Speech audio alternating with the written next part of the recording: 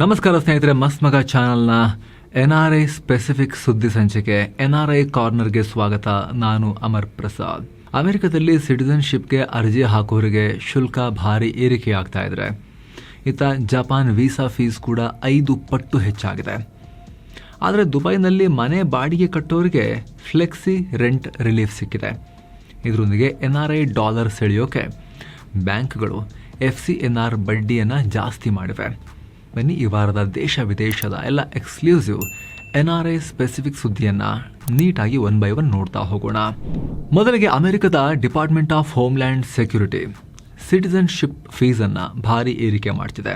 Paper ಮೂಲಕ ಪೌರತ್ವ ಅರ್ಜಿ ಅಂದ್ರೆ ಫಾರ್ಮ್ N-400 ಶುಲ್ಕ $760 ನಿಂದ $1,330 ಏರಿಕೆಯಾಗುತ್ತೆ. ಆನ್ಲೈನ್ ಅರ್ಜಿ ಫೀಸ್ $710 ನಿಂದ $1,280 ಜಂಪ್ ಆಗ್ತಾ ಇದೆ. ಅರ್ಜಿ ರಿಜೆಕ್ಟ್ ಆದಾಗ ಮತ್ತೆ ವಿಚಾರಣೆಗೆ ಹಾಕೋ ಫಾರ್ಮ್ N-336 ಪೇಪರ್ ಶುಲ್ಕ $830 ರಿಂದ $1,475 ಏರಿಕೆ. ಇದರ ಆನ್ಲೈನ್ ಶುಲ್ಕ $780 ರಿಂದ $1,425 ದಿಢೀರ್ ಏರಿಕೆ. ಅಪ್ಲಿಕೇಶನ್ ಪ್ರೊಸೆಸಿಂಗ್ ಖರ್ಚು ಬ್ಯಾಲೆನ್ಸ್ ಮಾಡೋಕೆ ಈ ಡಿಸಿಷನ್ ಅಂತ ಅಧಿಕಾರಿಗಳು ಹೇಳಿದ್ದಾರೆ. ಸದ್ಯಕ್ಕೆ ಇದನ್ನ ಪಬ್ಲಿಕ್ ಬಿಟ್ಟಿದ್ದಾರೆ. 60 ದಿನ ಪಬ್ಲಿಕ್ ಒಪಿನಿಯನ್ ಕೇಳ್ತಾ ಇದ್ದಾರೆ. ಇದರ ಜೊತೆಗೆ ಕಡಿಮೆ ಆದಾಯದವರಿಗೆ ಕೊಡ್ತಾ ಇದ್ದ ರಿಯಾಯಿತಿ ಅಂದ್ರೆ ಫೀ ವೈವರ್ ಸೌಲಭ್ಯವನ್ನ ಕಂಪ್ಲೀಟ್ ಆಗಿ ತೆಗೆದು ಹಾಕ್ತಿದ್ದಾರೆ. ಇನ್ನು ಅಮೆರಿಕದಲ್ಲಿ ಓದ್ತಾ ಇರೋ ಭಾರತೀಯ ವಿದ್ಯಾರ್ಥಿಗಳಿಗೆ ಒಂದು ಬಿಗ್ ಶಾಕ್ ಎದುರಾಗಿದೆ. ಯಾಕಂದ್ರೆ ಸ್ಟೂಡೆಂಟ್ ವೀಸಾ ರೂಲ್ಸ್ ಅಲ್ಲಿ ಭಾರಿ ಬದಲಾವಣೆ ತರೋಕೆ ವೈಟ್ ಹೌಸ್ ಒಪ್ಪಿಗೆ ಕೊಟ್ಟಿದೆ. ಹಳೆಯ ಡ್ಯೂರೇಷನ್ ಆಫ್ ಸ್ಟೇಟಸ್ ಸಿಸ್ಟಮ್ ಅನ್ನ DHS ಸಂಪೂರ್ಣವಾಗಿ ರದ್ದು ಮಾಡಲಿದೆ. ಇದರ ಬದಲು FJ ಮತ್ತು I ವೀಸಾ ಪಡೆಯುವ ವಿದ್ಯಾರ್ಥಿಗಳಿಗೆ ಕೇವಲ 4 ವರ್ಷಗಳ ಫಿಕ್ಸ್ಡ್ ಅವಧಿಗೆ ಮಾತ್ರ ಅಲ್ಲಿ ಉಳಿಯೋಕೆ ಚಾನ್ಸ್ ಸಿಗುತ್ತೆ. 4 ವರ್ಷದ ಬಳಿಕವೂ ಓದು ಮುಂದುವರಿಸಬೇಕು ಅಂತ ಹೇಳಿದ್ರೆ ವೀಸಾ ಎಕ್ಸ್ಟೆನ್ಷನ್ಗೆ ಮತ್ತೆ ಹೊಸದಾಗಿ ಅರ್ಜಿ ಹಾಕಬೇಕು. ಇನ್ನು ಕೆನಡಾದ international experience Canada work permit ನಿಯಮಗಳನ್ನ IRCC ಅಪ್ಡೇಟ್ ಮಾಡಿದೆ. ಹೊಸ ರೂಲ್ಸ್ ಪ್ರಕಾರ ನೀವು ಈಗ ವಾಸಿಸ್ತಿರೋ ದೇಶದ ಪೊಲೀಸ್ ಕ್ಲಿಯರೆನ್ಸ್ ಸರ್ಟಿಫಿಕೇಟ್ ಅನ್ನ ಅರ್ಜಿ ಸಲ್ಲಿಕೆಯ 6 ತಿಂಗಳುಗಳಿಗಿಂತ ಮುಂಚೆ ಪಡೆದಿರಬೇಕು. ನಿಮಗೆ 18 ವರ್ಷ ತುಂಬಿದ ಮೇಲೆ ಬೇರೆ ಯಾವುದಾದ್ರೂ ದೇಶದಲ್ಲಿ 6 ತಿಂಗಳಿಗಿಂತ ಹೆಚ್ಚು ಕಾಲ ವಾಸ ಇದ್ರೆ ಆ ದೇಶದ ಸರ್ಟಿಫಿಕೇಟ್ ಕೂಡ ಕಡ್ಡಾಯ. ಅರ್ಜಿ ಹಾಕುವಾಗ ಈ ಎಲ್ಲಾ ಕ್ಲಿಯರೆನ್ಸ್ ಸರ್ಟಿಫಿಕೇಟ್ ಅನ್ನ ಒಂದೇ ಫೈಲ್ ಮಾಡಿ ಅಪ್ಲೋಡ್ ಮಾಡಬೇಕು. ಇನ್ನು ಜಪಾನ್ಗೆ ಹೋಗಬೇಕು ಅಂತಿರೋರಿಗೆ ಒಂದು ಶಾಕಿಂಗ್ ಸುದ್ದಿ ಇದೆ. 48 ವರ್ಷಗಳ ಬಳಿಕ ಜಪಾನ್ ತನ್ನ ವೀಸಾ ಫೀಸ್ ಅನ್ನ 5 ಪಟ್ಟು ಜಾಸ್ತಿ ಮಾಡಿದೆ. ಜುಲೈ 1ರಿಂದಲೇ ಈ ಹೊಸ ರೂಲ್ಸ್ ಜಾರಿಗೆ ಬರ್ತಾ ಇದೆ. ಸಿಂಗಲ್ ಎಂಟ್ರಿ ವೀಸಾ ಫೀಸ್ ಮೊದಲು 3,000 yen ಅಂದ್ರೆ ಸುಮಾರು $1,770 ಇತ್ತು. ಅದು ಈಗ 15,000 ಯೆನ್ಗೆ ಅಂದ್ರೆ ಸುಮಾರು $8,850 ಏರಿಕೆಯಾಗಿದೆ. ಹಾಗೆ ಮಲ್ಟಿಪಲ್ ಎಂಟ್ರಿ ವೀಸಾ ಫೀಸ್ ಕೂಡ 6,000 ಯೆನ್ನಿಂದ 30,000 ಯೆನ್ಗೆ ಅಂದ್ರೆ ಸುಮಾರು $17,700 ಹೆಚ್ಚಾಗಿದೆ. ಅಲ್ಲದೆ 2025 ಕಡೆಗೆ ಜಪಾನ್ನಲ್ಲಿರೋ ವಿದೇಶಿಯರ ಸಂಖ್ಯೆ ದಾಖಲೆಯ 4.13 ಮಿಲಿಯನ್ಗೆ ತಲುಪಿದೆ. ಇದನ್ನು ನಿಭಾಯಿಸೋಕೆ ಫೀಸ್ ಹೆಚ್ಚಳ ಮಾಡ್ತಾ ಇದ್ದೀವಿ ಅಂತ ಅಲ್ಲಿನ ಸರ್ಕಾರ ಹೇಳಿದೆ. ಇದು ಮಾತ್ರ ಅಲ್ಲದೆ ಪರ್ಮನೆಂಟ್ ರೆಸಿಡೆನ್ಸಿ ಅರ್ಜಿ ಗರಿಷ್ಠ ಮಿತಿಯನ್ನ 10,000 ಯೆನ್ನಿಂದ 3 ಲಕ್ಷ ಯೆನ್ಗೆ ಏರಿಸಲಾಗಿದೆ. ಏನೋ ಜರ್ಮನಿಯಲ್ಲಿ ಕೇವಲ 5 ವರ್ಷ ನೆಲೆಸಿದ್ರೆ ನೀವು ನೇರವಾಗಿ ಪೌರತ್ವಕ್ಕೆ ಅರ್ಜಿ ಹಾಕಬಹುದು. ಜೊತೆಗೆ ಡ್ಯೂಯಲ್ ಸಿಟಿಜನ್ಶಿಪ್ ಅಥವಾ ದ್ವಿಪೌರತ್ವಕ್ಕೂ ಈಗ ಅವಕಾಶ ಕೊಟ್ಟಿದ್ದಾರೆ. ಆದ್ರೆ ಕೆಲವೊಂದು ಕಂಡೀಷನ್ಸ್ ಇವೆ. 16 ರಿಂದ 61 ವರ್ಷದ ಅರ್ಜಿದಾರರು BAMF ಸಂಸ್ಥೆ ನಡೆಸೋ ಪೌರತ್ವ ಪರೀಕ್ಷೆಯನ್ನ ಪಾಸ್ ಮಾಡಬೇಕು. ಹಾಗೆ B1 ಲೆವೆಲ್ ಜರ್ಮನ್ ಭಾಷೆ ಕೂಡ ಕಡ್ಡಾಯವಾಗಿ ಬರ್ತಿರ್ಬೇಕು. ಯಾವುದೇ ಕ್ರಿಮಿನಲ್ ಕೇಸ್ ಇರಬಾರ್ದು. ಶುಲ್ಕ ವಯಸ್ಕರಿಗೆ €255, 18 ವರ್ಷದ ಒಳಗಿನ ಮಕ್ಕಳಿಗೆ €55. ಇನ್ನು ಜರ್ಮನಿಯಲ್ಲಿ ರಿಸರ್ಚ್ ಮಾಡಬೇಕು ಅನ್ನೋ ವಿದೇಶಿ ರಿಸರ್ಚರ್ಸ್ ಹಾಗೂ ವಿಜ್ಞಾನಿಗಳಿಗಾಗಿ ಅಲ್ಲಿ D ವೀಸಾ ಕೊಡ್ಲಾಗ್ತಿದೆ. ಈಗ ಇದರ ಮೂಲಕ 3 ತಿಂಗಳಿಂದ 1 ವರ್ಷದವರೆಗೆ ಅಲ್ಲೇ ಇದ್ದು ರಿಸರ್ಚ್ ಮಾಡಬಹುದು. ಆದ್ರೆ ಇದಕ್ಕೆ ಅಪ್ಲೈ ಮಾಡೋಕೆ ನೀವು ಯಾವ್ದಾದ್ರು ಜರ್ಮನ್ ಸಂಸ್ಥೆಯೊಂದಿಗಿನ ಹೋಸ್ಟಿಂಗ್ ಅಗ್ರಿಮೆಂಟ್ ಮಾಡ್ಕೊಂಡಿರೋದು ಕಡ್ಡಾಯ. ಹೆಲ್ತ್ ಇನ್ಶೂರೆನ್ಸ್ ಹಾಗೂ ನಿಮ್ಮ ಖರ್ಚಿಗೆ ಹಣ ಇದೆ ಅಂತ ಹೇಳಿ ತೋರಿಸೋ ಪ್ರೂಫ್ ಕೂಡ ಇರಲೇಬೇಕು. ಇನ್ನು 2026-2028 ಸಾಲಿಗೆ 75 ಭಾರತೀಯ ವಿದ್ಯಾರ್ಥಿಗಳಿಗೆ ಯುರೋಪಿಯನ್ ಯೂನಿಯನ್ ನ ಪ್ರತಿಷ್ಠಿತ ಎರಾಸ್ಮಸ್ ಮುಂಡಸ್ ಸ್ಕಾಲರ್ಶಿಪ್ ಬಂದಿದೆ. 2004ರಿಂದ ಸ್ಕಾಲರ್ಶಿಪ್ ಪಡೆಯೋದ್ರಲ್ಲಿ ಭಾರತದ ನಂಬರ್ 1 ಸ್ಥಾನ ಇದೆ. ಸದ್ಯ ಯುರೋಪ್ನಲ್ಲಿ ಸುಮಾರು 1 ಲಕ್ಷ ಭಾರತೀಯರು ಉನ್ನತ ವ್ಯಾಸಂಗ ಮಾಡ್ತಿದ್ದಾರೆ. ಇದರೊಂದಿಗೆ European union India student ambassador network launch ಆಗಿದೆ. ಇದಕ್ಕಾಗಿ ದೇಶದ 14 ರಾಜ್ಯಗಳ 20 ಯೂನಿವರ್ಸಿಟಿಗಳಿಂದ 40 ವಿದ್ಯಾರ್ಥಿಗಳನ್ನ ಆಯ್ಕೆ ಮಾಡಲಾಗಿದೆ.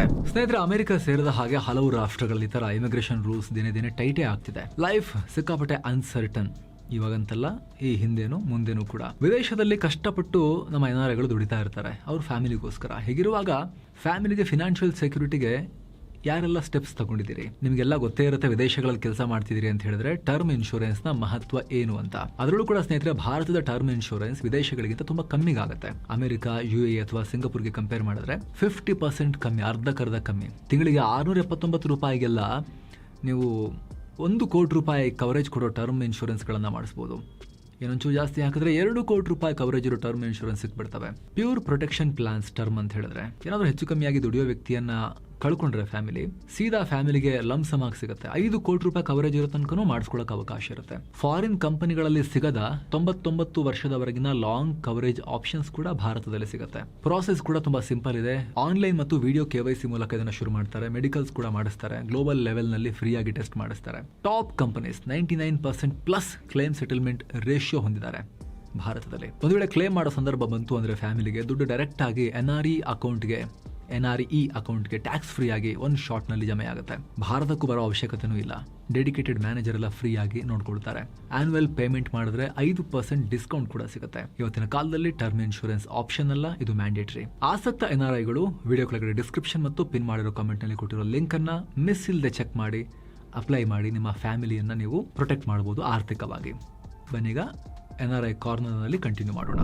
ಏನೋ UAE ಮೇಲೆ ಇರಾನ್ ದಾಳಿ ಮಾಡಿದ ನಂತರ ದುಬೈ ತನ್ನ ಎಕಾನಮಿಯನ್ನ ಮತ್ತೆ ಹಳಿಗೆ ತರೋಕೆ ದೊಡ್ಡ ಪ್ಲಾನ್ ಮಾಡ್ತಾ ಇದೆ. ಪ್ರವಾಸೋದ್ಯಮ ಮತ್ತು ರಿಟೇಲ್ ವಲಯಕ್ಕೆ ಬರೋಬ್ಬರಿ 2.5 ಬಿಲಿಯನ್ ದಿರ್ಹಮ್ ಅಂದ್ರೆ $681 ಮಿಲಿಯನ್ ನೆರವನ್ನ ಘೋಷಣೆ ಮಾಡಿದೆ. ಇನ್ನೊಂದ್ ಕಡೆ ಬ್ಯಾಂಕಿಂಗ್ ವಲಯವನ್ನ ರಕ್ಷಿಸೋಕೆ UAE ಸೆಂಟ್ರಲ್ ಬ್ಯಾಂಕ್ ಕೂಡ ಮಾರ್ಚ್ 17ನೇ ತಾರೀಕು $270 ಬಿಲಿಯನ್ ಮೌಲ್ಯದ ರಿಲೀಫ್ ಪ್ಯಾಕೇಜ್ ಅನ್ನ ಬಿಡುಗಡೆ ಮಾಡಿದೆ. ಇನ್ನು ದುಬೈನಲ್ಲಿ ಮನೆ ಬಾಡಿಗೆಗೆ ಇರೋರಿಗೆ ರಿಲೀಫ್ ಕೊಡೋಕೆ ಫ್ಲೆಕ್ಸಿ ರೆಂಟ್ ಶುರುವಾಗಿದೆ.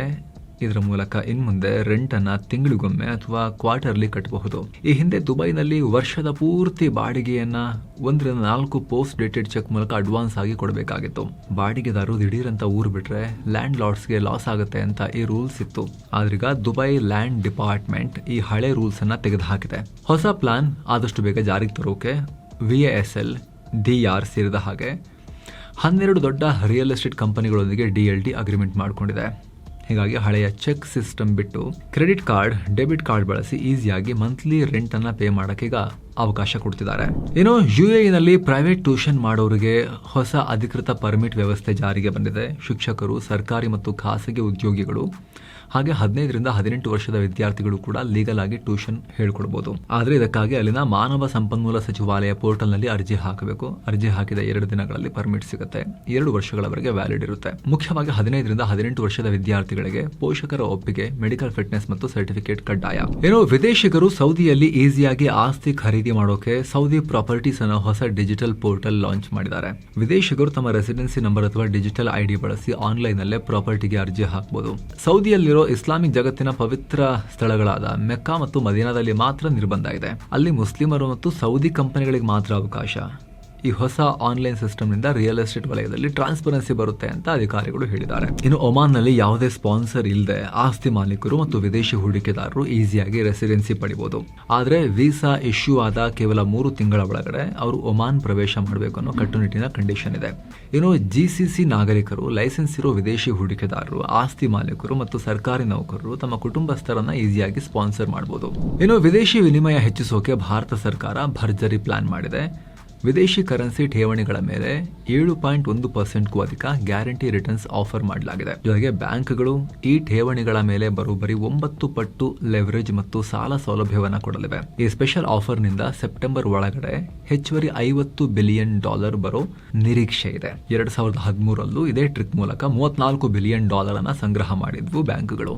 ಇನ್ನು ರಿಸರ್ವ್ ಬ್ಯಾಂಕ್ ಆಫ್ ಇಂಡಿಯಾ ಕಡೆಯಿಂದ ಅನಿವಾಸಿ ಭಾರತೀಯರಿಗೆ ದೊಡ್ಡ ಅಪ್ಡೇಟ್ ಇದೆ. ಇನ್ನು ಮುಂದೆ ಭಾರತೀಯ ಬ್ಯಾಂಕ್ಗಳು ತಮ್ಮ NRI ಗ್ರಾಹಕರಿಗೆ FCNRB ಡೆಪಾಸಿಟ್ಗಳ ಆಧಾರದ ಮೇಲೆ ಲೋನ್ ಕೊಡಬಹುದು.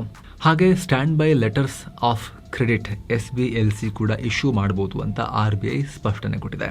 ಈ ಎಲ್ಲದರ ಪರಿಣಾಮ NRIಗಳಿಗೆ ಬಡ್ಡಿ ಜಾಸ್ತಿ ಸಿಗ್ತಾ ಇದೆ ಈಗ ಭಾರತದಲ್ಲಿ. ಬಂಧನ್ ಬ್ಯಾಂಕ್ ಎಕ್ಸಾಂಪಲ್ಗೆ FCNRB ಡೆಪಾಸಿಟ್ಗಳ ಮೇಲಿನ ಬಡ್ಡಿ ದರವನ್ನು ದಿಢೀರ್ ಏರಿಕೆ ಮಾಡಿದೆ. ರಿಸರ್ವ್ ಬ್ಯಾಂಕ್ ಆಫ್ ಇಂಡಿಯಾದ ಹೊಸ ಕರೆನ್ಸಿ ಸ್ವಾಪ್ ಸೌಲಭ್ಯದ ಬೆನ್ನಲ್ಲೇ ಈ ಆಫರ್. 3 ರಿಂದ 5 ವರ್ಷದ ಅವಧಿಗೆ $1 ಮಿಲಿಯನ್ ಗಿಂತ ಹೆಚ್ಚಿನ ಡೆಪಾಸಿಟ್ ಇಟ್ಟರೆ ಬರೋಬ್ಬರಿ 7.1% ಬಡ್ಡಿ ಸಿಗುತ್ತೆ ಡಾಲರ್ ಟರ್ಮ್ಸ್ ಅಲ್ಲೇ. ಇನ್ನು $1 ಮಿಲಿಯನ್ ಗಿಂತ ಕಮ್ಮಿ ಡೆಪಾಸಿಟ್ಗೆ 7% ಬಡ್ಡಿ ದರವನ್ನು ಫಿಕ್ಸ್ ಮಾಡಿದ್ದಾರೆ. ಇನ್ನು ಭಾರತದಲ್ಲಿ ಹಬ್ ಅಂಡ್ ಸ್ಪೋಕ್ ಅನ್ನೋ ಹೊಸ ಏವಿಯೇಷನ್ ಮಾಡೆಲ್ ಶುರುವಾಗಿದೆ. ಇದರಿಂದ ಭಾರತದ ಪ್ರಯಾಣಿಕರು ದುಬೈ, ಟರ್ಕಿ ಅಂತ ಏರ್ಪೋರ್ಟ್ಗಳಿಗೆ ಹೋಗಿ ವಿದೇಶಿ ವಿಮಾನ ಹತ್ತೋ ಬದಲು ಭಾರತದಲ್ಲೇ ಇಮಿಗ್ರೇಷನ್ ಮುಗಿಸ್ಬಿಟ್ಟು ಇಂಟರ್ನ್ಯಾಷನಲ್ ವಿಮಾನವನ್ನ ಏರಬಹುದು. ಕೇಂದ್ರ ನಾಗರಿಕ ವಿಮಾನಯಾನ ಸಚಿವ ಕೆ ರಾಮ್ ಮೋಹನ್ ನಾಯ್ಡು ವಾರಾಣಸಿಯಿಂದ ಶುರು ಮಾಡಿದ್ದಾರೆ. ಏರ್ ಇಂಡಿಯಾ ಜೊತೆ ಸೇರಿ ಈ ಮೊದಲ ಫ್ಲೈಟ್ ವಾರಾಣಸಿಯಿಂದ ನವದೆಹಲಿ ಮೂಲಕ ಬೇರೆ ಬೇರೆ ರಾಷ್ಟ್ರಗಳಿಗೆ ಕನೆಕ್ಟ್ ಆಗುತ್ತೆ. ಮುಂದಿನ ದಿನಗಳಲ್ಲಿ ಉಳಿದ ನಗರಗಳಿಗೂ ಕೂಡ ಹರಡುತ್ತೆ, ಬೆಂಗಳೂರಿಗೂ ಕೂಡ ಬರುತ್ತೆ.